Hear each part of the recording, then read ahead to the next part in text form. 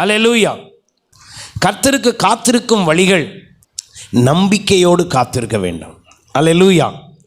நம்பிக்கையோடு கர்த்தரிடத்தில் நாம் காத்திருக்க வேண்டும் என்று ஆண்டவர் சொல்கிறார். புலம்பலின் புஸ்தகம் 3ஆம் அதிகாரம் 26ஆம் வசனம்.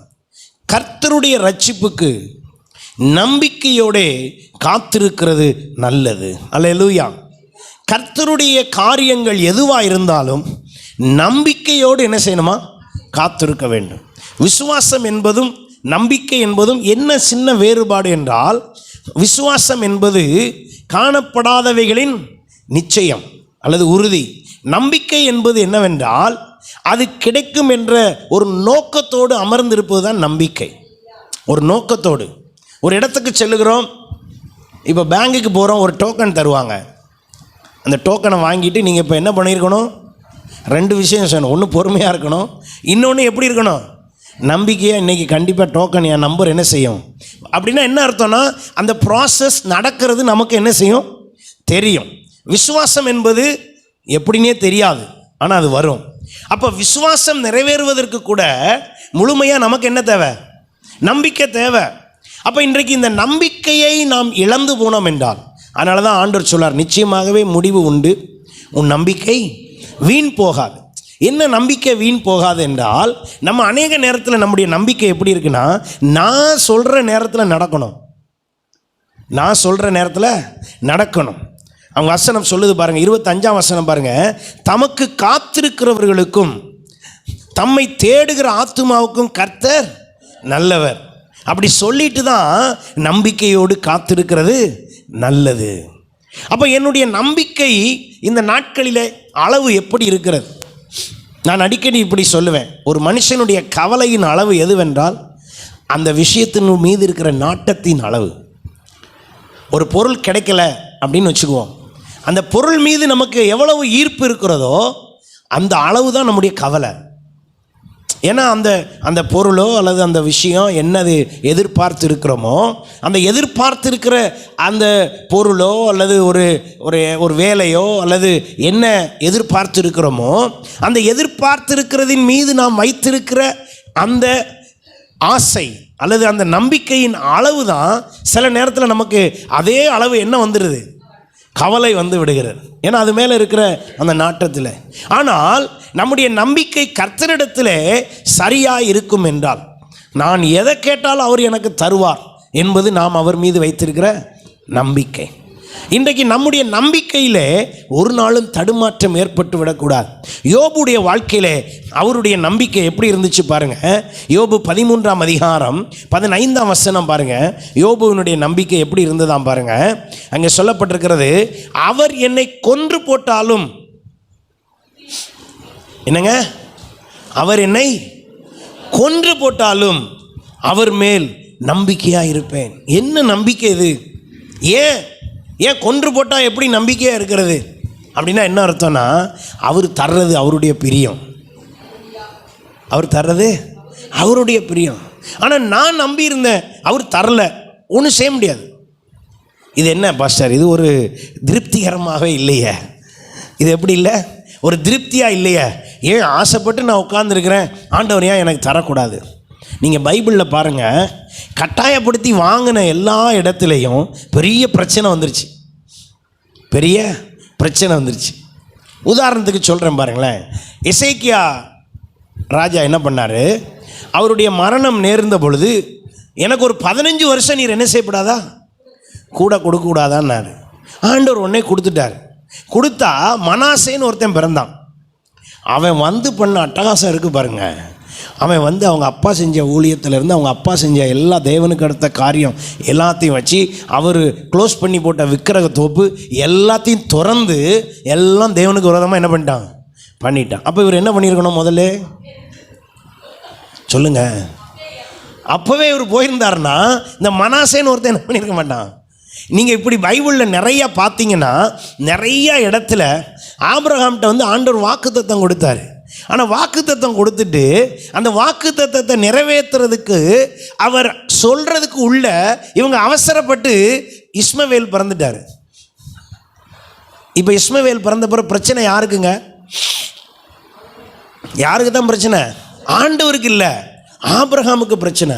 அதில் வேற ஆண்டவர் அந்த பிறந்தவனையும் சேர்த்து ஆசீர்வதிச்சதுனால அவர் சொல்லிட்டாரு, உன் வீட்டுக்கு எதிராக தான் அவன் எப்படி இருப்பான், குடியிருப்பான். இன்னைய வரைக்கும் குடியிருக்காங்க எதிராக, இன்னைய வரைக்கும் அந்த பிரச்சனை ஓயலை. அப்படின்னா சில விஷயங்கள் ஆண்டவர் தரலன்னா அமைதியாக விட்டுறணும். அது என்ன எப்படி, அதை எப்படி அப்படி விட முடியும்? சரி, அவசரப்பட்டு வாங்கிக்கோங்க. ஆனால் அதில் வர்ற பாதிப்பை நீங்கள் தான் என்ன செய்யணும், ஏற்றுக்கொள்ளணும். சில நேரம் சில பொருளை நம்மகிட்ட ஆண்டவர் தக்க வைப்பதில்லை, சில நேரம் நம்மகிட்ட அதை விடுறதில்லை. ஏன்? அவருக்கு தான் தெரியும். ஏன்னா நமக்கு தெரிஞ்சது கண்ணு கட்டுற தூரம், ஆனால் அவருக்கு தெரிஞ்சது நம்முடைய எதிர்காலமே தெரியும். எத்தனை பேர் விசுவாசிக்கிறீங்க? நம்முடைய எதிர்காலமே அவருக்கு தெரியும். எனக்கு அடுத்த வருஷம் என்ன நடக்க போகுதுன்னு அவருக்கு தெரியும். ஆனால் எனக்கு நாளைக்கு நடக்கிறதே எனக்கு தெரியாது. இன்னைக்கு சாயந்தரம் என்ன நடக்கும்னே எனக்கு தெரியாது. அதுதான் மனிதனுடைய ஒரு வாழ்வாக இருக்கும் பொழுது, நான் அவர்கிட்ட வந்திருக்கும் பொழுது என்ன செய்யணும்? ஆண்டவரே, உண்மையே நம்பி இருக்கிறேன். அப்படின்னா என்ன அர்த்தம்? என் நம்பிக்கை என்னவா இருக்கணும்னா கர்த்தர் பேரில் நம்பிக்கையாக இருக்கணும். பிரபுக்களை நம்புவதை பார்க்கிலும் கர்த்தர் பேரில் பற்றுதலாய் நம்பிக்கையாய் இருப்பதே நலம். அப்போ என் நம்பிக்கை என்னது? என்னை அவர் கொன்று போட்டாலும் அவர் மேல் நம்பிக்கையாக இருப்பேன். ஏன்னா அவர் யாருன்னு எனக்கு தெரியும், அவர் என்ன பண்ணுறாருன்னு எனக்கு தெரியும். ஒருவேளை என்ன இந்த சூழ்நிலையில் எல்லா சொத்து எல்லாம் அழிஞ்சு போச்சு, என் பிள்ளைங்கள்லாம் அழிஞ்சு போச்சு, என்னைய ஒருவேளை கொல்லணும்னு கர்த்தர் ஒப்பு கொடுத்துருந்தா அவர் செய்யட்டும், அது நல்லதுக்காக தான் இருக்கும். அதுதான் அந்த சிந்தை, அதுதான் அந்த சிந்தை. அப்போ யோபு அப்படி சொன்னாரே, ஆண்டவர் செஞ்சிட்டாரா? ஆண்டவர் செய்தாரா? அப்படி செய்யலை. ஆண்டவர் என்ன செய்கிறார் பாருங்க, ஓ மனசு இப்படிப்பா, நான் என்ன செய்கிறேன் பாருன்னு சொல்லி எல்லாத்தையும் 2 மடங்கு கொடுக்குறாரு. அது எப்போ அப்போ அந்த 2 மடங்கு வருது? எப்போ அந்த 2 மடங்கு வருது? இந்த முடிவு. அவர் சொல்கிறாரு, ஆண்டவரே, நான் சுத்த பொண்ணாக என்னை சோதித்த பின் நான் எப்படி இருப்பேன்? சுத்த பொண்ணாக இருப்பேன். என்ன? ஓ, சோதிக்கிறதுக்கும் நீ விட்டு கொடுக்குறியா? கொன்று போட்டாலும் சரின்னு சொல்கிறேன். இதெல்லாம் எதுக்கு தெரியுமா? சாத்தான் போய் அங்கே பேசியிருக்கிறான். சாத்தான் பேசுனது யாருக்கு தெரியாதுங்க? அங்கே தான் நிறைய நேரம் அதை யோசிக்கணுங்க. சாத்தான் போய் ஆண்டவர்கிட்ட பேசுனது யோபுக்கு தெரியாது. இப்போ சாத்தானும் கவனிக்கிறாங்க, சாத்தானும் கவனித்துட்டு இருக்கிறான், ஆண்டவரும் கவனிச்சிக்கிட்டு இருக்கிறாரு யோபுடைய பிஹேவியரை, யோபுடைய பேச்சு. இப்போ யோபுடைய பேச்சை மாற்றுறதுக்கு ஒரு 3 பேர் போயிருக்காங்க. அந்த 3 பேர் யாரால் அனுப்பப்பட்டாங்க? சாத்தானுடைய தந்திரத்தின் மூலமாய் அல்ல, ஆண்டவர் அனுப்பி சாத்தானுடைய தந்திரம் வேலை செய்கிற மாதிரி 3 பேர் அனுப்பியிருக்காங்க. இப்போ வாய் வேணும்ல. இப்போ உதாரணமாக யோசிச்சு பாருங்களேன். சில நேரம் நம்ம குடும்பத்தில் யாராவது ஒருத்தர் பேச்சை நம்ம நல்லா கேட்போம், நம்ம சொந்த பந்தத்தில். அப்படி இருக்கீங்களா? உங்களுக்கு அப்படி யாராவது இருக்காங்களா? ஆமாவா இல்லையா சொல்லுங்கள். அதாவது ஒரு குடும்பத்தில் எவ்வளோ பிரச்சனையாக இருந்தாலும் சரி, அவங்க வந்து இங்கே பாரு அமைதியாக போ அப்படின்னு சொன்னால் நம்ம உடனே என்ன செஞ்சிருவோம்? அவ்வளோ கோபமாக இருக்கிற நம்ம அப்படியே அமைதியாக போயிடுவோம். அந்த ஆளை தான் சாத்தான் பயன்படுத்துவோம். ஏன் அப்படின்னா அவங்க சொன்னால் தான் நம்ம என்ன செய்வோம்? கேட்போம். இந்த இடத்துல தான் நம்ம ரொம்ப கவனமாக இருக்கணும். இந்த 3 பேர் யார்? ஏற்கனவே யோபுடைய சிநேகிதர்கள், யோபுவோடு நல்ல ஐக்கியமாக இருந்தவர்கள். இப்போ அவங்க பேச்செல்லாம் இவர் எப்போதுமே என்ன செய்வார்? கேட்பார். அதனால அந்த 3 பேரை அனுப்பிச்சி வச்சுருந்தா, அவன் வந்து பேசுகிறாங்க என்னெல்லாமோ பேசுகிறாங்க. ஆனால் ஒன்று மட்டும் எனக்கு தெரிஞ்சுது, இந்த யோபு தன்னுடைய நம்பிக்கையிலிருந்து ஒரு புள்ளி கூட என்ன செய்யலைங்க, மாறவே இல்லை. அதை சாட்சியாக ஆண்டவரே அந்த 3 பேர்கிட்ட சொல்கிறாரு, யோபு உங்களை மாதிரி என்ன செய்யலை, பேசலை, அவன் எல்லா நேரத்திலும் நிதானமாய் பேசினான். 42ஆம் அதிகாரத்தில் தெளிவாக பேசுகிறார் ஆண்டவர். அந்த 3 பேர்கிட்ட சொல்கிறார். இப்போ இதை யார் கவனிச்சுக்கிட்டு இருக்கிறான்னா, நல்லா கவனிங்க, நம்முடைய நம்பிக்கையை சாத்தானும் என்ன செய்து கொண்டிருக்கிறான்? கவனித்து கொண்டிருக்கிறான். அப்போ என் நம்பிக்கையின் வார்த்தை சரியாய் வெளிப்படவில்லை என்றால், என் நம்பிக்கையில் தடுமாற்றம் இருக்குன்னா அவனுக்கு தெரியும் இந்த குடும்பத்தை தட்டினா விழுந்துரும் அப்படின்னு. அவனுக்கு தெரியும் இந்த நபரோடு நான் ஏதாகிலும் செய்தால் இந்த நபர் பின்மாற்றம் அடைந்து விடுவார்கள் என்று யாருக்கு தெரியும்? சாத்தானுக்கு தெரியும். இந்த யோபு கடைசி வரைக்கும் அதில் சரியாய் நின்றார். ஆகினால தான் அவர் சொல்லுகிறார், ஆண்டவரே என்னை சோதித்து பாரும், நீர் சோதித்த பின் நான் எப்படி மாறுவேன்? சுத்த பொண்ணாக மாறுவேன். சாத்தானுக்கு எப்படி இருந்திருக்கும்? என்ன மனுஷன், 10 பிள்ளைய க்ளோஸ் பண்ணிட்டேன், எல்லாம் சொத்து பத்தெல்லாம் க்ளோஸ் பண்ணிட்டேன், பணம் 1 ரூபா கூட வராத அளவுக்கு ஏற்பாடு பண்ணிட்டேன், எல்லாத்தையும் க்ளோஸ் பண்ணிட்டேன், என்ன சொல்லிக்கிட்டு இருக்கான்? நீர் என்னை சோதித்து பார். இதுக்கு மேலே என்ன இருக்குது அங்கே சோதிக்க? எல்லாம் முடிஞ்சு போச்சு. அப்படி தான் சொல்லிக்கிட்டு இருக்காருன்னு பார்த்தா திடீர்னு ஒரு வார்த்தையை விடுறாரு, நீர் என்னை கொன்று போட்டாலும் உங்கள் மேலே எப்படி இருப்பேன்? உண்மையிலே சாத்தான் ஓடியே போயிருப்பாங்க, அந்த எல்லையிலே நின்றுக்க மாட்டான். ஆனால் இவ்வளவு பேசுறது சாத்தானுடைய தலையீடு இருந்தது யாருக்கு தெரியாது? யோபுவுக்கு தெரியாது. இந்த இடத்துல தான், அதனால தான் எப்போதும் நம்ம உங்களை உற்சாகப்படுத்துறது என்னென்னா, விசுவாச அறிக்கை எடுங்க, நம்பிக்கையாக பேசுங்க, அவிசுவாசமாய் பேசாதீங்க, அவிசுவாசமாக பேசாதீங்க. ஏன் அதை சொல்லிக்கிட்டே இருக்கணும் அப்படின்னா, இன்னொருவனும் உங்கள் வார்த்தை என்ன பண்ணிக்கிட்டே இருக்கான்? கேட்டுக்கிட்டே இருக்கிறான். அப்போ இந்த நம்பிக்கையில் நான் பேசும்போது கர்த்தர் மகிமைப்படுகிறார் என்றால், அதே இடத்துல கர்த்தர் எனக்காக யுத்தம் பண்ணவும் இறங்குகிறார், எனக்கு உடனே வேலை செய்யவும் இறங்குறார். இது நிறைய தடவை கேள்விப்பட்டிருப்பீங்க. ஒவ்வொருத்தர் ஒவ்வொரு விதமாக இருப்போம். சில நேரம் பாருங்கள், நான் ரொம்ப நாளாக ஜெபம் பண்ணேன், ஆனால் எனக்கு தெரியும் அது கிடைக்காதுன்னு. அப்புறம் எதுக்கு ஜெபம் பண்ணீங்க? ரொம்ப நாளாக ஜெபம் பண்ணேன், ஆனால் எனக்கு தெரியும் அது கிடைக்காது. எதுக்கு? அப்போ அந்த ஜெபமே, அந்த ஜெபம் பண்ண நேரம், அந்த ஜெபம் பண்ண விதம் எல்லாமே என்ன ஆகி போச்சு? வேஸ்ட்டாக போச்சு. நீங்கள் ஜெபிக்கும் போதே உங்களுக்குள்ளே இருக்க வேண்டிய நம்பிக்கை, எனக்கு இது கிடைக்கும். அல்லேலூயா.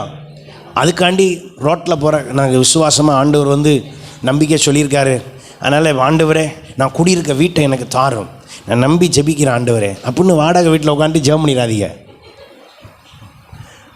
ஆண்டவர் தரணும்னா தருவார் தான், இல்லைன்னு சொல்லலை. ஆனால் இருக்கிற எல்லாம் அடுத்த சொத்தெல்லாம் நம்ம என்ன செய்யக்கூடாது? ஆசைப்பட்டுறக்கூடாது. ரோட்டில் போகிற காரை பார்த்து ஆண்டவரே இந்த காரை தாரும் அப்படின்னு ஜெபம் பண்ணிடக்கூடாது. அப்படி ஒரு நாளும் ஜெபம் பண்ணக்கூடாது. ஒரு நாள் நாங்கள் ஃப்ரெண்ட்ஸ் எல்லாம், பாஸ்டர்ஸ் எல்லாம் போயிட்டு இருந்தோம். ஒரு பாஸ்டர் சும்மா இருக்காமல், எதை தொட்டு ஜெபம் பண்ணாலும் ஆண்டவர் தருவாராமா அப்படின்னு உடனே ஒரு கார் நின்றுட்டு இருந்துச்சு. அந்த காரை போய் இவர் தொட்டுட்டு, இயேசுவின் நாமத்தில் இந்த கார் உரிமையாகத ஐயா, உள்ளே பாரு, காரோட ஒரு மனைவியும் 2 பிள்ளையும் கிடைக்கும்னே. அவர் காரை விட்டு இறங்கி மனைவி பிள்ளைகள் உள்ளே உட்காந்துருக்கு. அவர் காரை இறங்கி ஜாமான் வாங்க போயிருக்காரு. நாங்கள் சும்மா டீ குடிச்சிட்டு நின்ன இடத்துல இவர் போய் தொட்டார் பாருங்க. ரைட், உனக்கு பாரு என்ன பிளெஸிங் பாரு, உள்ள மனைவி 2 பிள்ளையோட சேர்த்து கிடைக்கும். டக்குன்னு கையெடுத்துட்டாரு. சும்மா தான் சொல்லக்கூடாது. அவர் ஊழியத்துக்கு தேவைன்னா எப்படி வேணுமோ அப்படி என்ன செய்வார்? தருவார். ஹல்லேலூயா. நான் என் நம்பிக்கையை நான் எப்படி காட்டணும் அப்படின்னா, என் நம்பிக்கை வேறு எதுலேயுமே இல்லை, உங்கள்கிட்ட தான். ஹல்லேலூயா. அப்படிப்பட்ட அந்த அந்த அந்த விஷயத்தை தான் அங்கே சொல்லப்பட்டிருக்கிறது. என்னை கொன்று போட்டாலும் அவர் மேல் நம்பிக்கையாக இருக்கும், ஆனாலும் என் வழிகளை அவருக்கு முன்பாக என்ன பண்ணுவேன்? ரூபகாரம். அப்படின்னா என்ன அர்த்தம் தெரியுமா? நான் எடுத்து விவரமாக ஆண்டவர்கிட்ட சொல்லிவிட்டு, ஆனால் முடிவு என்னவா வச்சுருப்பேன்? என்னை கொன்று போட்டாலும் பரவாயில்ல, ஆனால் ஒரு மேட்ரை சொல்லிடுறேன், என் வழி இப்படி தான் ஆண்டவரே, நான் விரோதமாலாம் போகல ஆண்டவரே, நான் இதெல்லாம் பண்ணலாம் ஆண்டவரே, ஆனாலும் எனக்கு இப்படியெல்லாம் வந்துருச்சு. ஆனாலும் ஒரு முடிவு, உங்கள் முடிவு என்னவோ அதுக்கு நான் விட்டு கொடுக்குறேன். அல்லேலூயா. அந்த நம்பிக்கையினுடைய எல்லை எங்கே இருக்குன்னா, நீர் என்னை கொன்றாலும் சரி உங்கள் மேலே தான் நம்பிக்கையாக இருப்பேன். எத்தனை பேர் விசுவாசிக்கிறீங்க? அல்லேலூயா, அல்லேலூயா. பாஸ்டம்மாவுடைய அம்மா கடைசி நேரத்தில் ரொம்ப முடியாமல் பெட்டில் இருந்தப்ப அதை ஆண்டவர் தண்டித்ததாக நினச்சிடக்கூடாது. யாருக்கு பலவீனம் வந்தாலும் அது அப்படி கிடையாது. நம்முடைய சரீர பலவீனம் என்றால் அது அப்படி தான். அதுக்கு மரணிக்கிறதற்கு ஏதுவாய் அது கொஞ்சம் கஷ்டப்பட்டு தான் என்ன செய்யும், போகும். சில பேருக்கு தான் நைட்டு தூங்கும் போதே போயிடும். அதெல்லாம் ஒவ்வொருத்தருக்கு ஒவ்வொரு சரீர அமைப்பு. சரி, அப்போ என்னுடைய மச்சினை அவங்க அம்மாட்ட கேட்குறாங்க, உங்களுக்கு இவ்வளவு பலவீனமாக இருக்க, ஆண்டவர் மேலே உங்களுக்கு கொஞ்சம் கூட வருத்தம் வரலையான்னு கேட்டாங்க. அதுக்கு அவங்க என்ன பதில் சொன்னாங்க தெரியுமா? ஒரு தடவை கூட நான் அப்படி யோசித்ததே இல்லை. அப்படின்னா என்ன அர்த்தம்? இந்த பலவீனத்துக்காக அவரை போய் நான் என்ன செய்யக்கூடாது? வருத்தமாக சொல்லக்கூடாது. ஏனென்றால் அவர் என் தேவன். அதுதாங்க நம்பிக்கை. ஏன்னா அவர் என் தேவன். அப்போ நான் நம்பி இருக்கிறது எதுக்குன்னு ஒரு காரணம் இருக்கணும்ல. அப்போ நான் நம்பி இருக்கிறது எதுக்காக இருந்துடக்கூடாது அப்படின்னா, நல்லா கவனிங்க. 1 கொரிந்தியர் 15:19 பாருங்களேன். எல்லாரும் எடுத்து வாசிங்க. 1 கொரிந்தியர் 15:19. அங்கே தெளிவாக சொல்லியிருக்கிறது, என் நம்பிக்கை இதுவாக இருந்துடக்கூடாது. இம்மைக்காக மாத்திரம்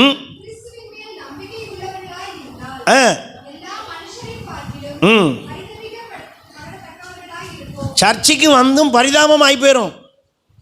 ஹலோ, சர்ச்சைக்கு வந்தும் பரிதாபம் ஆகி போயிடும். என்ன பரிதாபம் ஆயிடும்னா, நான் சர்ச்சைக்கு வந்ததே எதுக்குன்னா எனக்கு நல்லது நடக்க. தயவுசெய்து அப்படி வந்துடாதீங்க. நீங்கள் ஆண்டவரை உண்மையை ஆராதிங்க, உங்களுக்கு நல்லது நடக்கும். நான் அப்படி தான் சொல்லித்தர விரும்புகிறேன். எங்கள் சபைக்கு எங்கள் வாசல் அப்படி ஏறினோடனே எல்லாம் சரியாக போயிடும். வாசலே சில நேரம் இல்லாமல் போயிடும். அப்படி சொல்லியிருந்தேன்னா இப்போ வாசலை தேடுங்க பார்ப்போம் எங்கே இருக்குன்னு. இப்போ நான் சொல்லியிருந்தேன்னு வச்சுக்குவோம், வாசல் இப்போ எங்கே போச்சு? இங்கே பார்க்க இருந்துச்சுல, இப்போ என்ன ஆகி போச்சு? அது நான் சொல்கிறது விளங்குதா இல்லையாங்க? இடத்துல இல்லை ஆசீர்வாதம், ஆண்டவர் உங்களுக்குள் இருக்கிறதுல தான் ஆசீர்வாதம். அப்போ நான் என்ன செய்யணும் பாருங்க, இம்மைக்காக மாத்திரம் நான் கிறிஸ்துவின் மேல் நம்பிக்கை உள்ளவர்களாக இருந்தால் அப்படின்னா என்ன அர்த்தம்? இந்த உலகத்தில் வாழும்போது ஆண்டவர் எனக்கு இதை தரணும், அதுக்காக நான் 1 மணி நேரம் ஜெபம் பண்ண போகிறேன். ஆண்டவர் எனக்கு இதை தரணும், அதனால நான் உபவாசம் இருக்க போகிறேன். ஆண்டவர் எனக்கு இதை தரணும், அதனால நான் ஆண்டவருக்காக 9 மணி ஆராதனைக்கு 8:30க்கெலாம் வந்து சபையில் வந்து உட்கார்ந்துருக்க போகிறேன். அதைத்தான் சொல்கிறாரு பரிதாபம்னு சொல்கிறார். அதை தான் என்னன்னு சொல்கிறாரு? பரிதாபம்னு சொல்கிறார். எதுவும் கிடைக்கும்ட்டு யார்கிட்ட வரக்கூடாது? ஆண்டவர்கிட்ட வரக்கூடாது. அது அல்ல ஆண்டவர். அப்படி ஒரு நாளும் ஆண்டவரிடத்தில் வரக்கூடாது. எனக்கு சுகம் கிடைக்கும், எனக்கு விடுதலை கிடைக்கும், எனக்கு பணம் கிடைக்கும், எனக்கு ஆசீர்வாதம் கிடைக்கும், எனக்கு மேன்மை கிடைக்கும், நான் இயேசுவை நம்பி போனால் எனக்கு எல்லாம் நடந்துடும், நான் இந்த சபைக்கு போனால் எல்லாம் நடந்துடும், இந்த ஜெபத்துக்கு போனால் எல்லாம் நடந்துடும். அந்த எண்ணத்தில் அல்ல. நான் என் ஆண்டவரை ஆராதிக்க போகிறேன், என் ஆண்டவர் மீது நான் நம்பிக்கையாக இருக்க போகிறேன், என் ஆண்டவரோடு நான் இணைய போகிறேன், என் ஆண்டவருடைய அன்பை ருசிக்க போகிறேன், என்னை போல என்ன அநேகரோடு சேர்ந்து என் ஆண்டவரை ஆராதிக்க போகிறேன், என் ஆண்டவருடைய வார்த்தையை கேட்க போகிறேன். அப்படி வரணும். ஒரு ஆமென் சொல்லுங்களேன். அல்லேலூயா. அப்ப நம்ம எல்லாம் இன்னைக்கு வந்திருக்கிறோம்னா எதிர்பார்த்து அல்ல. அப்படி யாராவது வந்திருந்தீங்கன்னா உங்க இருதயத்தை மாற்றிக்கொள்ளுங்க. கர்த்தரிடத்தில் ஏதாயிலும் ஒன்று கிடைக்கும் என்று அல்ல, என் ஆண்டவர் எனக்காக யாவையும் செய்வார். ஆனால் எதிர்பார்க்கவே வேண்டியது இல்லைங்க.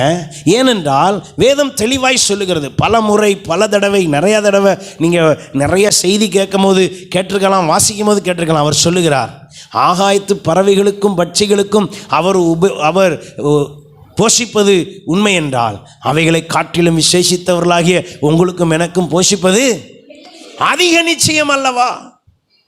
அப்படி இருக்கும்போது இன்னொரு இடத்துல சொல்லப்பட்டிருக்கிறது, ஒரு தகப்பனிடத்தில் போய் மீனை கேட்டால் பாம்பை கொடுப்பானோ, அப்பத்தை கேட்டால் கல்லை கொடுப்பானோ?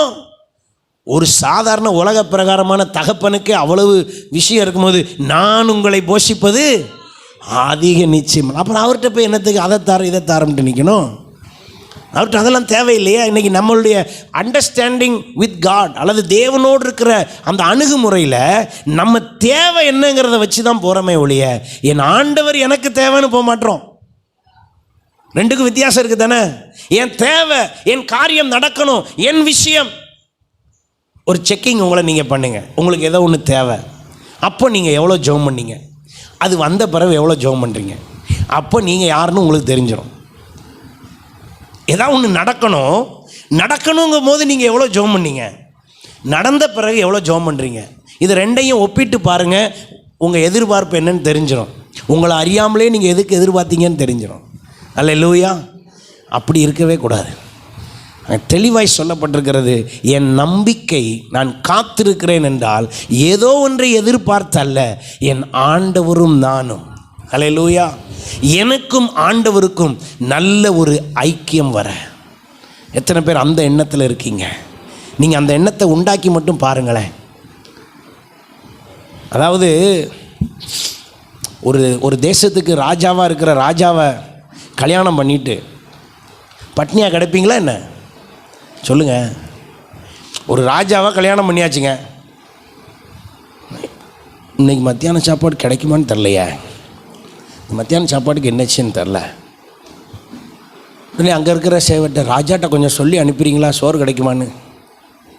சொல்லுங்கங்க, அப்படி செய்யணுமா, அப்படி செய்யணுமான்னு கேட்டேன். செய்ய வேண்டிய அவசியம் இல்லை. ஏன்னா அங்கே இருக்கிறவெல்லாம் வந்து நம்மகிட்ட சொல்லுவான், சாப்பிட வாங்க. நம்மளை வந்து என்ன சொல்லுவாங்க, சாப்பிட வாங்க. ஏன் என்னைய வந்து கூப்பிடுறாங்க? ஏன்னா என் பொசிஷன் அது. என்னை அந்த இடத்துல ராஜா ஏற்படுத்தி வச்சிருக்கிற அந்த இடம், அந்த அந்தஸ்து இருக்கே, அந்த அந்தஸ்து நிமித்தமாக என்னைய 10 பேர் வந்து என்னன்னு சொல்லுவாங்க, சாப்பிட வாங்கன்னு சொல்லுவாங்களே ஒழிய நான் யார்ட்டையும் போய் என்ன செய்ய வேண்டியதில்லை, நிற்க வேண்டியதில்லை. இப்போ உங்கள் அந்தஸ்தை சொல்லுங்கள், ஆண்டவர் உங்களை எங்கே அந்தஸ்தில் வச்சுருக்காருன்னு சொல்லுங்கள். அப்போ எந்த அந்தஸ்தில் வச்சுருக்காரோ அந்த அந்தஸ்தில் நின்றுட்டு நீங்கள் பேசி பாருங்கள், உங்களுக்கு வரப்போகிறது என்ன, கிடைக்க போகிறது என்னங்கிறது தெரியும். அல்லேலூயா. அதுக்காண்டி எதுவும் வாங்க வேண்டாம்னு நான் சொல்லலைங்க. ஆனால் நம்முடைய நம்பிக்கை இம்மைக்காக மாத்திரம் மட்டும் என்ன செஞ்சிடக்கூடாது, இருந்துடக்கூடாது. அப்போ நான் கர்த்தரிடத்தில் பல நாள் காத்திருக்கிறேன். எதுக்கு? இந்த காரியம் நடக்கணும்னு சொல்லி. காரியம் நடக்கணும்னு, இது வாய்க்கணும்னு சொல்லி நிற்காதீங்க. அவரோடு இருக்கிற ஐக்கியம் பெருகணும். என் அன்பு, ஆண்டவருக்கும் எனக்கு இருக்கிற அன்பு கூடணும். அந்த அளவை கூட்டுறதுக்காக நில்லுங்க.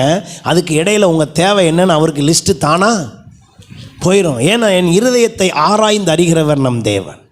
எத்தனை பேர் நான் சொல்கிற இந்த விதம் உங்களுக்கு புரியுது? நான் சொல்கிற இந்த கண்ணோட்டம் உங்களுக்கு எத்தனை பேருக்கு விளங்குது? அல்லேலூயா.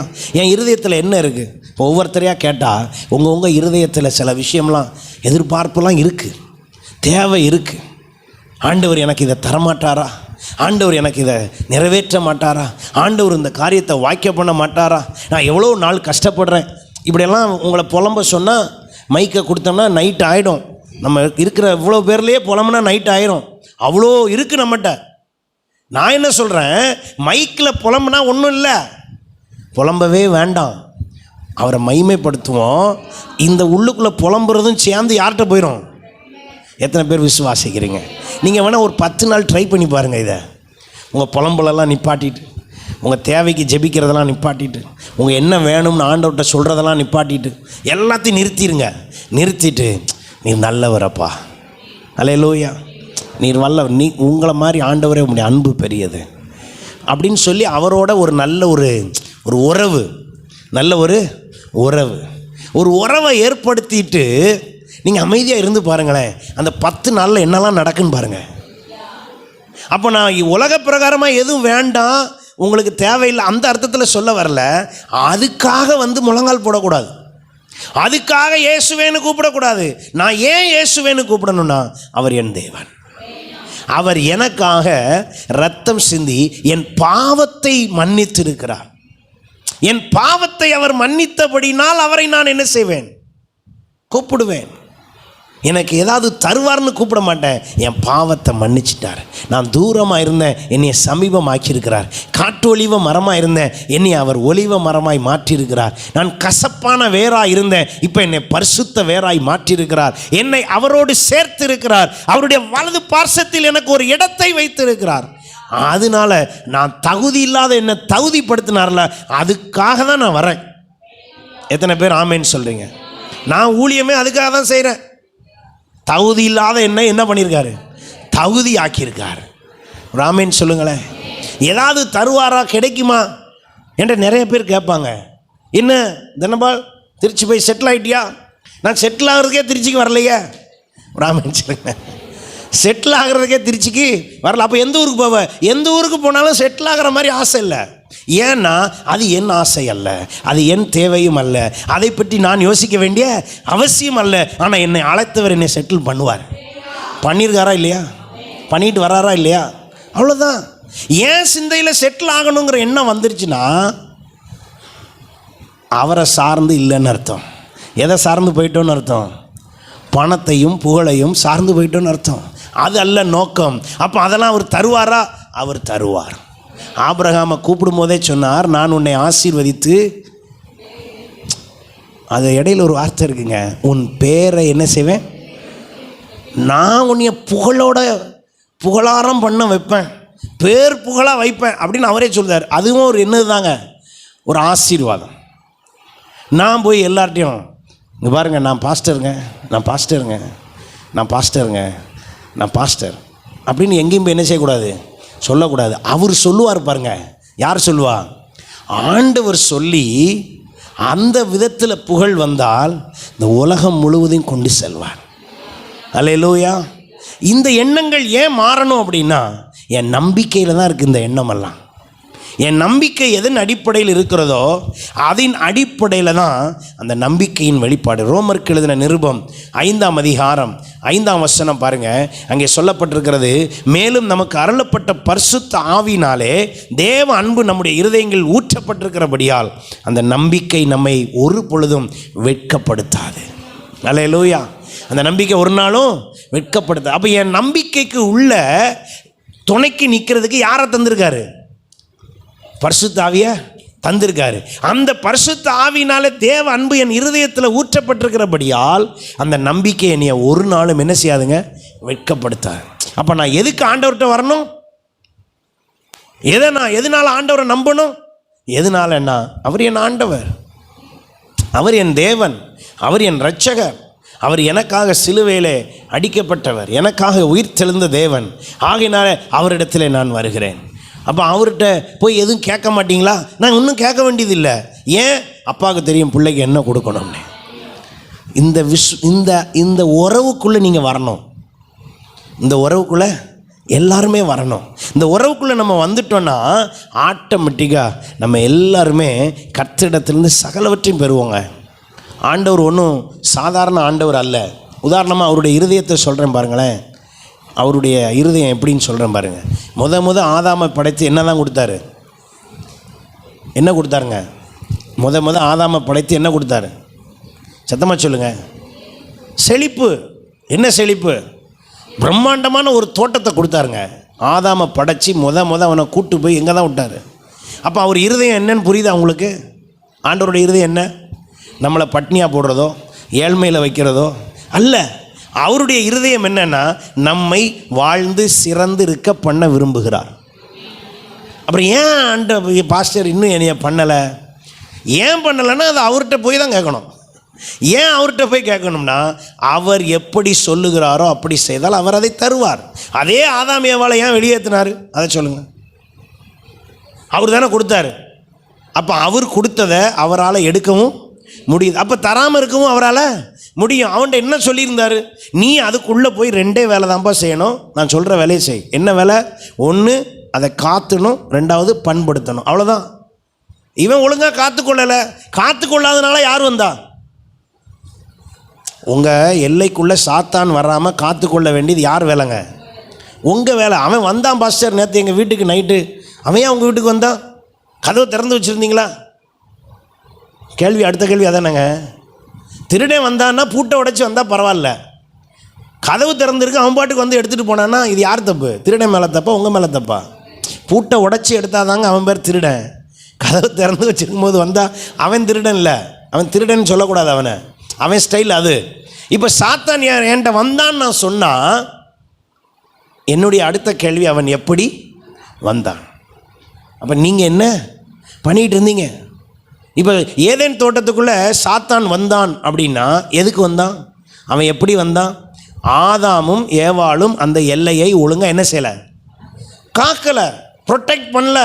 அவங்க ப்ரொடெக்ட் பண்ணாதனால யார் வந்துட்டா? அவனுடைய தந்திரம் அதிகமாக இருக்கிறது. அந்த தந்திரம் வேலை செய்ய தான் செய்யும். நீங்கள் உள்ளே விட்டதுனால தான் அவர் தடுக்கவும் வரல. எத்தனை பேர் அதை ஒத்துக்கிறீங்க? ஏதேன் தோட்டத்துக்குள் ஆதாமும் ஏவாளும் சாத்தானை அனுமதித்ததினால் கர்த்தர் சாத்தான் பண்ணின எந்த திட்டத்தையும் தடுக்க வரவில்லை. அவன் அங்கேயே தடுத்திருந்தான். இப்போ நல்லா கவனிங்க. வெளியே வந்த பிறகு இவங்க ஆதாம் ஏவாள் 2 பேரும் வெளியே வந்துடுறாங்களா? வெளியே வந்த பிறகு 3ஆம் அதிகாரம் கடைசி வசனம் 2 வசனம் சொல்லுது, ஆண்டவர் திரும்ப இவங்க உள்ளே போகாமல் இருக்கிறதுக்கு ஒரு சுடரொளி பட்டயத்தை வச்சாராம். அப்போ சாத்தான் இங்கே ஆதாம் எப்பொழுதும் அலாட்டாக இருந்திருந்தால் அந்த சுடரொளி பட்டயம் அங்கே இருந்திருக்கும். அப்போ நீங்கள் அனுமதித்தால், சாத்தான் உள்ள வர நீங்கள் அனுமதித்தால், ஆண்டவரும் பொறுமையாக காத்திருப்பார். எது வரைக்கும் தெரியுமா? நீங்களே அவனை வெளியேற்றுற வரைக்கும். நம்மளே அவனை வெளியேற்றுற வரைக்கும் அவர் என்ன செய்வாராம்? காத்திருப்பார். அப்போ இன்றைக்கு நம்ம எல்லாரும் என்ன செய்கிறோம்? நிறையா நேரம் அப்போ ஆண்டவருடைய ஆசை என்ன? அப்படி கொடுக்கறது. இஸ்ரேல் ஜனங்கள் அடிமையாக இருந்தாங்க, விடுதலை பண்ணார். விடுதலை பண்ண உடனே எதை தரேன்னு சொன்னார்? சத்தமாக சொல்லுங்கள். கானான் தேசம். அது எப்படிப்பட்டது பார்த்தீங்களா? அப்போ அவர் படைத்த உடனே கொடுத்தாலும் செழிப்பை தான் கொடுக்க விரும்புகிறாரு. வாக்குத்தத்தம் பண்ணி விடுதலை கொடுத்தாலும் எதைத்தான் தரேங்காரு? செழிப்பை தான் தரேன்றாரு. ஆபிரகாமை ஆசீர்வதிக்கும்படி அவனை அழைக்கும் போதும் அவன்கிட்ட என்ன தான் சொல்கிறாரு? நான் உன்னை ஆசீர்வதிக்கவே ஆசீர்வதித்து. சரி, அப்போஸ்தலர் 1:5 வந்து பார்த்தா அப்போ என்ன சொல்கிறாரு? பிதாவின் வாக்குத்தத்தம் நிறைவேற காத்திருங்கள். என்ன வாக்குத்தத்தம்? உன்னதத்தின் பலன் உங்கள்கிட்ட வரும்ன்றார். அப்போ எல்லாமே என்னவா தான் கொடுக்க விரும்புகிறாருங்க? அவர் தர விரும்புகிறது என்னது தான்? பெஸ்ட்டு பிளெஸ்ஸிங், சூப்பர் ப்ராஸ்பரிட்டி, செழிப்பு தான் அவர் தர விரும்புகிறாரு. நம்ம அதை என்ன செய்கிறதில்ல. அதை பெற்றுக்கொள்கிறதற்கான வழியவும் எங்கே தான் வச்சுருக்காருங்க? இது உள்ளே தான் வச்சுருக்கார். அவர் ஏன் சில விஷயங்களுக்கு ஜெபம் பண்ணால் பதில் தர மாட்டார்னா, பதில் எங்கே இருக்குது? பதில் எங்கே இருக்குது? பைபிளில் இருக்குது. நம்ம அவர்கிட்ட போய் கேட்டுக்கிட்டு இருக்கோம், ஆண்டவரே என்ன ஆண்டவரே செய்கிறது? அவர் அங்கேருந்து பதில் எத்தனையோ தடவை சொல்லிட்டாரு, பைபிள் வாசி பைபிள் வாசி. எத்தனையோ தடவை பதில் சொல்லிட்டாரு. என்ன பதில்? பைபிள் வாசி. என்ன ஆண்டவரே, நான் கேட்குற ஜெபத்துக்கு இது இல்லையே பதில். நான் ஒன்று கேட்டுக்கிட்டு இருக்கேன், நீர் பைபிள் வாசி பைபிள் வாசின்னா சரி. ஜெபத்தில் தான் சொன்னார். சர்ச்சுக்கு போனால் பாஸ்டர் என்ன வாசிங்காரு? பைபிள் வாசி. சீக்கிரமாக ஒரு போர்டு ரெடி ஆகிட்டுருக்கு, இன்று வேதம் வாசித்தீர்களா அப்படின்னு ஒரு போர்டு ரெடி ஆகிட்டுருக்கு. சர்ச்சுக்குள்ளே வந்தோடனே நீங்கள் அதை பார்த்தே ஆகணும். அந்த மாதிரி ஒன்று வைக்க போகிறேன். ஏன்? ஏன்னா பதில் எங்கே தான் இருக்குது. சத்தமாக சொல்லுங்கள். பதில் இங்கே வச்சிருக்கிறாரு. அதனால தான் சில விஷயத்துக்கு பதில் இன்னும் யார் தரல? அவர் தரல. அதுக்கான பதில் இங்கே இருக்குது. அப்போ என் நம்பிக்கை சரியாக இருந்தால், என் நம்பிக்கை சரியாக இருந்தால் அவர் தருவதும் சரியாக இருக்கும். அப்போ நான் அவர்கிட்ட வர்றதே எதுக்கு? காலையில் எழுந்து இரவு தூங்க போகிறதுக்கு முன்னால் நீங்கள் ஜெபம் பண்ணுறீங்க. உங்கள் ஜெபம் எதற்கு என்று ஒரு கேள்வி வையுங்கள். உங்கள் ஜெபம் எதற்கு? ஜெபம் என்பது என்ன? அவரோடு உறவு கொள்வது தான் ஜெபம். அப்போ விண்ணப்ப ஜெபம் என்றால் என்ன? அதுதான் அடுத்தல தேவையை சொல்கிறது. பரிந்து பேசும் ஜெபம் என்றால் என்ன? அதுதான் மற்றவர்களுக்காக ஜெபிப்பது. திறப்பில் நிற்கும் ஜெபம் என்றால் என்ன? அது தேசம் அழிந்து விடாமல் நிற்பது. அப்போ என்ன செய்யணும்? அடிக்கடி ஜெபம் பண்ணணும். மற்ற ஜெபங்கள் இந்த ஜெபத்திற்கு பிறகு அந்த ஜெபம் பண்ணணும். அப்போ என்னுடைய ஜெபம் சரியான உறவாக இருந்தால், ஜெபம் என்பது தேவனோடு வைத்திருக்கும் உறவு. அப்போ எது அதிகமாக பண்ணணும்? விண்ணப்ப ஜெபமா, பரிந்து பேசு ஜெபமா, திறப்பின் ஜெபமா? எது அதிகமாக பண்ணணும்? ஜெபந்தான் அதிகமாக பேசணும். எப்போ பார்த்தாலும் பரிந்து பேசிக்கிட்டே இருக்கக்கூடாது. எப்போ பார்த்தாலும் விண்ணப்ப ஜெபம் பண்ணக்கூடாது. எப்போ பார்த்தாலும் திறப்பிலே நிற்கக்கூடாது. முதல்ல ஒழுங்காக ஜெபம் பண்ணி அவரோடு நல்ல உறவில் இருக்கணும். கடவுளோடு சரியான உறவு இல்லாமல் சொல்லுகிற எதுவும் கேட்கப்படாது. உறவே சரியில்லை. திடீர்னு ஒருத்தர் வந்து நின்று உங்கள்கிட்ட ஒரு 500 ரூபா கேட்டால் கொடுத்துருவீங்களா? சொல்லுங்கள். திடீர்னு ஒருத்தர் 500 ரூபா கேட்டால் கொடுப்பீங்களா? கொடுக்க மாட்டோம். ஆனால் நல்லா பழகுனா 50,000 கேட்டாலும் என்ன செய்வோம்? கொடுப்போம். அது மாதிரி தான் கர்த்தரோடும். நீங்கள் நம்ம யாருமே அவர்கிட்ட பழகாமலே இதை செய்வீரா அதை செய்வீரா, நீ யாருன்னே எனக்கு தெரியாது அப்படின்றவார். நம்முடைய நம்பிக்கை இன்றைக்கு என்னவாய் மாற வேண்டும் என்றால், ஏதோ ஒரு எதிர்பார்ப்போடு அல்ல, ஒரு காரியம் நடக்கணுங்கிறது இல்லை. ஆண்டவர்கிட்ட வந்து அதுக்காக நிற்கக்கூடாது. ஆண்டவரே நீர்தான் என் தேவன், அல்லேலூயா, நீர் என் இரட்சகர். அப்போ ஆண்டவர் எனக்குள்ளே அந்த நம்பிக்கையை வைத்து அதை வெட்கப்படுத்தாமல் ஆண்டவர் என்னை வைத்திருக்கிறார். அப்போ என் நம்பிக்கை ஒரு நாளும் என்ன செய்யக்கூடாதுன்னா அலசடிப்படக்கூடாது. அவநம்பிக்கை வைத்திருக்கிறவர்களை எதற்கு ஒப்பிட்டிருக்கு தெரியுமா? கடல் அலைக்கு ஒப்பாக இருக்கிறார்கள். எதுக்கு ஒப்பாக இருக்கிறாங்க? கடல் அலைக்கு. கடல் அலை போல நாம் அலக்களிக்கப்படுகிறோம். நம்முடைய ஒவ்வொருத்தருடைய வாழ்க்கையும் அப்படிப்பட்டதாக இராதபடி நாம் கிறிஸ்துவின் இடத்திலே நாம் நம்பிக்கையோடு இருப்போம். எபிரேயர் 3:14 பாருங்கள். நாம் ஆரம்பத்திலே கொண்ட நம்பிக்கையை முடிவு பரியந்தம் உறுதியாய் பற்றி கொண்டு இருப்போமானால் கிறிஸ்துவின் இடத்தில் பங்குள்ளவர்களாக இருப்போம். கிறிஸ்துவின் இடத்தில் எப்படி இருப்போமாங்க? பங்கு உள்ளவர்களாய். பங்குனா என்ன அர்த்தம்? அவருடையதெல்லாம் உங்களுக்கு. அல்லேலூயா. பங்குடையவர்களாய் இருப்போம். என்னது? நாம் ஆரம்பத்தில் கொண்ட நம்பிக்கை. முத இயேசுவை நம்புனீங்களே, அந்த நம்பிக்கைக்கு இப்போ எப்படி இருக்கீங்க? முத இயேசுவை நம்புனீங்கல்ல, அந்த நம்பிக்கை இப்போ எப்படி இருக்குது சொல்லுங்கள்? அந்த நம்பிக்கை நம்பும்போது இருந்த சந்தோஷம் இருக்கா? முத ரட்சிக்கப்பட்டேங்க அப்படிங்கிற நேரத்தில் அந்த மோகம், அந்த உள்ளம் பூரித்துதே. இப்போ எப்படி இருக்குது? நான் 5 வயதாக இருந்த போதுன்னு ஒரு ஃபோட்டோ காட்டுறீங்க, 15 வயசாக இருக்கும் போதுன்னு ஒரு ஃபோட்டோ காட்டுறீங்க, 25 வயசுன்னு ஒரு ஃபோட்டோ காட்டுறீங்க, இப்போ 30 வயசுன்னு ஒரு ஃபோட்டோ காட்டுறீங்க. 5 வயசு மாதிரியாவா இருக்கீங்க? ஆனால் நம்பிக்கையில் மட்டும் ரட்சிக்கப்பட்ட போது சந்தோஷம் இருந்துச்சுங்க. ஆனால் இப்போல்லாம் எனக்கு அந்த சந்தோஷம் இல்லை. அப்போ அது வளர்ந்துச்சா தேஞ்சிருச்சா? இந்த ஃபோட்டோ மட்டும் பரிணாமம் கரெக்டாக வளர்ந்து 5லேருந்து 15, 15, 25, 30 பார்த்தா உங்களுக்கு பார்த்தா நம்பவே முடியலையே, இந்த ஃபோட்டோ தான் இதுவா? 5 வயசில் இவ்வளோ அழகாக இருந்திருக்கீங்க, அப்போ இப்போ என்னாச்சு? அது சொல்லக்கூடாது. அப்போ இந்த வளர்ச்சியெல்லாம் ஏற்பட்டிருக்கு. ஆண்டவருக்குள்ளே வந்தால் மட்டும் என்ன வரமாட்டுக்கு? வளர்ச்சி வரமாட்டுக்குன்னா அப்போ என்ன அப்போ அவர் என்ன யோசிப்பார்? இப்போ நான் பங்குள்ளவனாக மாறணும்ல, அதை தான் சொல்லியிருக்குது. அட்லீஸ்ட்டு ஆரம்பத்தில் கொண்ட நம்பிக்கையை முடிவு வரைந்த உறுதியாக என்ன செய்யுங்க, பற்றி கொண்டிருங்கள். ஆரம்பத்தில் ஒரு நம்பிக்கை வச்சிங்கல்ல முத இப்போ அந்த நம்பிக்கை எங்கே? சில பேர் நிறைய பேர் சொல்லுவாங்க, நான்லாம் அந்த காலத்தில் அப்படி ஜெபம் பண்ணுவேன். அப்போவே புரிஞ்சுக்கணும் இப்போ ஜெபமே பண்ணுறதில்லன்னு. அப்போ என்ன அர்த்தம்? நான் அப்போ நல்லா ஜெபம் பண்ணுவேன், அப்போல்லாம் நான் கர்த்தருக்காக நல்லா ஊழியம் செய்வேங்க. சில பேர் சொல்கிற சென்டென்ஸை கவனிச்சிருங்களா? அப்போ நான் அப்படி ஊழியம் செய்வேன். அப்போ இப்போ என்ன ஆச்சு? அப்போல்லாம் நான் மணிக்கணக்காக ஜெபம் பண்ணுவேன். இப்போ அது சொல்லும் போதே எதிர்ப்பதமாக புரிஞ்சுக்கணும். அப்போல்லாம் நான் ட்ராக்ஸ் எடுத்துகிட்டு போனேன்னா எப்போ அதுங்க ஒரு 10 வருஷத்துக்கு மேலே. இப்போ என்ன ஆச்சு? எனக்கே யாராவது ட்ராக்ஸ் கொடுத்தா தான் முடியும் போல், என் நிலமை அப்படி போயிடுச்சு. இல்லைங்க, ஆண்டவரிடத்தில் அந்த நம்பிக்கையை நம்ம சரியாக கர்த்தரிடத்தில் காத்திருந்தோம் என்றால் அவர் ஒரு பொழுதும் கைவிடுகிற தேவன் அல்ல. அல்லேலூயா. ஆண்டவர்கிட்ட இருந்து நீங்கள் வாங்கி சரியாக பழகிட்டீங்கன்னு வைங்களேன், நம்மளை மாதிரி ஆசீர்வதிக்கப்பட்டவங்க யாருமே கிடையாது. அல்லேலூயா. நானும் அதில் பாக்கியம் பெற்றிருக்கேன். எனக்கு ஆண்டவர் நிறையா தடவை அப்படி செஞ்சுருக்கிறார்.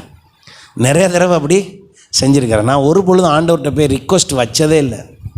நிறைய தடவை என்கிட்ட சில பேர் பாஸ்டமாக பிள்ளைங்கள்லாம் சொல்லுவாங்க, ஆண்டவர்கிட்ட கேளுங்க இதுக்காக. என் தேவைக்காக ஒரு நாள் நான் முழங்கால் போட்டதே இல்லை. எனக்கு ஆண்டவரே இது வேணும் அது வேணும்னு ஒரு நாள் என்ன செஞ்சதில்லை, கேட்டதில்லை. குடும்ப ஜெபத்தில் தேவைகளெல்லாம் சொல்லி ஜெபம் பண்ண வேண்டிய அவசியம், அதனால் சொல்கிறோம்.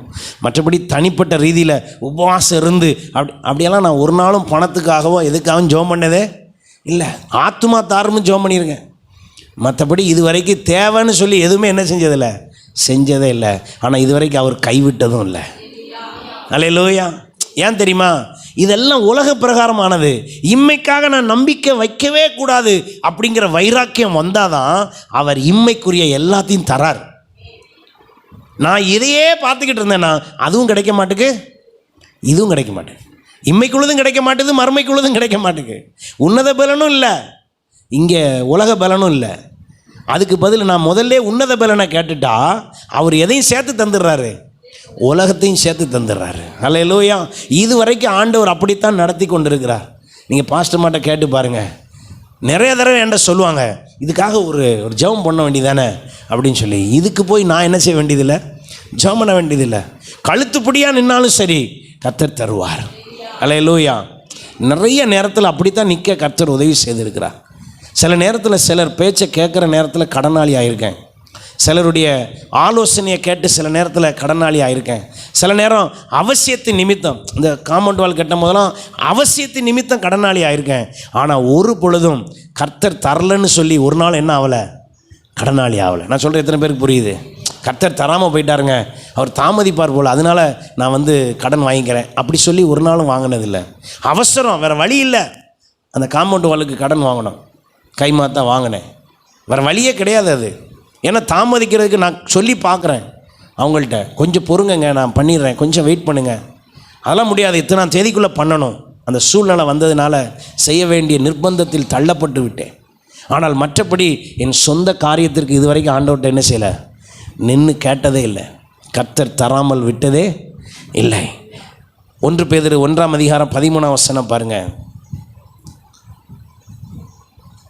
தெளிந்த புத்தியுள்ளாக இருந்து இயேசு கிறிஸ்து வெளிப்படும் போது உங்களுக்கு அளிக்கப்படும் கிருபையின் மேல் பூரண நம்பிக்கை உள்ளவர்களாய் இருங்கள். நான் என்ன செய்யணும்? இயேசு எனக்காக தந்திருக்கிற அந்த நம்பிக்கை, கிருபையின் மேல் பூரண நம்பிக்கை உள்ளவனாய் இருக்க வேண்டும். ஹல்லேலூயா. இதை சரியாய் விளங்கி கொண்டு நாம் செயல்பட்டோம் என்றால் கர்த்தர் நிச்சயமாக அந்த நம்பிக்கைக்குள்ளே நமக்கு ஒரு பெரிய ஆசீர்வாதத்தை வைத்திருக்கிறார். என் நம்பிக்கை ஒரு நாளும் வீண் போகாது. எத்தனை பேர் நம்புறீங்க? ஹல்லேலூயா. நிச்சயமாகவே நீதிமொழிகள் தெளிவாய் சொல்லுகிறது, நிச்சயமாகவே முடிவு உண்டு, உன் நம்பிக்கை என்ன செய்யாது? வீண் போகாது. அப்போ அந்த நம்பிக்கை எப்படிப்பட்டதாக இருக்க வேண்டும்? வேதம் சொல்லுகிறது, நம்பின அவர்களை கர்த்தர் என்ன செய்யலாம்? கைவிடவில்லை. இஸ்ரவேல் ஜனங்கள் ஆயத்தமானார்கள். நம்புனது 2 பேர் தான். என்ன நம்புனது? அந்த தேசத்தை நாம் சுதந்தரிப்போம் என்று சொன்னது எத்தனை பேர் தான்? 2 பேர் தான். 12 பேர் போகிறான், 10 பேர் தப்பாக சொல்கிறான். நம்ம 10 பேர் பேச்சை தான் கேட்போம். ஆனால் அந்த 2 பேர் தேவ சித்தத்தின்படி சொன்னான். ஆண்டவர் சொன்ன வாக்கு தத்தத்தின்படி சொன்னான். ஆண்டவர் சொல்லி வைத்திருந்த அந்த ஜனத்திற்கென்று கர்த்தர் கொடுத்த வாக்கு தத்தத்தை பேசினான். அதன்படி அவங்க 2 பேர் தான் போனாங்க. அல்லேலூயா. அப்போ உலகம் தப்பாய் சொல்லலாம், உலகம் நம்புவது போல இல்லாமல் இருக்கலாம். ஆனால் கர்த்தர் வார்த்தை உங்களை பார்த்து என்ன சொல்லுகிறது? கர்த்தருடைய வசனம் உங்களுக்கு என்ன தந்திருக்கிறது? இந்த வசனம் உங்களை என்ன உற்சாகப்படுத்துகிறது? அதை நீங்கள் பிடித்து கொண்டு அதன்படியே நில்லுங்கள். அல்லேலூயா. நீங்கள் அந்த நம்பிக்கையில் நிற்கும் பொழுது சில வேளையிலே உலகம் சாதகம் இல்லாது போல தோன்றும், உங்கள் வாழ்க்கையில் அது நடக்காது போல தோன்றும். ஆனால் நீங்கள் என்ன செய்தாதான் ஆக வேண்டும்? அந்த நம்பிக்கையோடு காத்திருக்க வேண்டும். அல்லேலூயா. God bless you. கர்த்தர் தாமே உங்கள் ஒவ்வொருவரையும் ஆசீர்வதிப்பாராக.